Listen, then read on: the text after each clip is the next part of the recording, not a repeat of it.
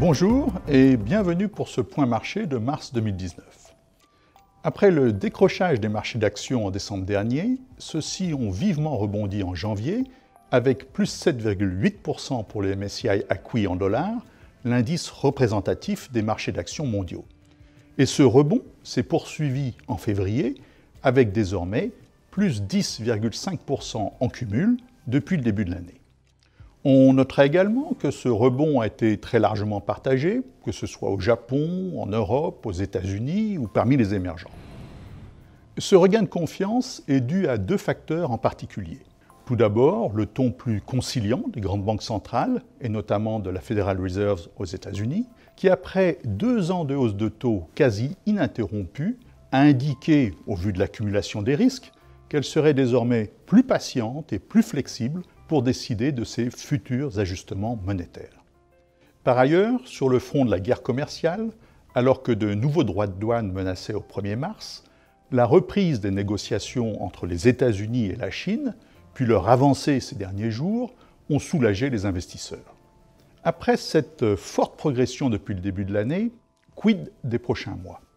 À ce stade, le rebond du marché s'apparente davantage à un effet mécanique que comme le signe d'un véritable regain de confiance, d'une véritable inversion de tendance.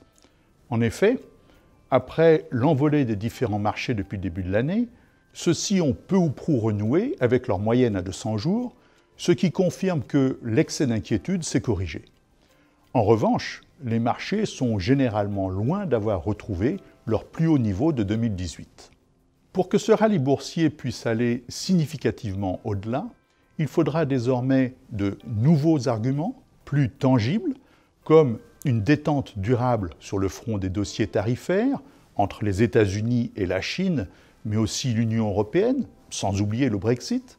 De même, un redémarrage des indicateurs avancés, notamment en Chine et en Europe, augurerait d'un coup d'arrêt aux révisions en baisse des prévisions économiques. Les deux arguments allant de pair, il conditionnerait bien entendu les perspectives de résultats des entreprises. Les prochaines semaines seront décisives. Les banques centrales ont fait leur part du travail. Les entreprises seront réactives. Reste à espérer que les dossiers géopolitiques en suspens iront en s'apaisant. D'ici là, après leur forte hausse depuis le début de l'année, les marchés pourraient éprouver le besoin de souffler. Affaire à suivre donc, alors rendez-vous pour un prochain point marché.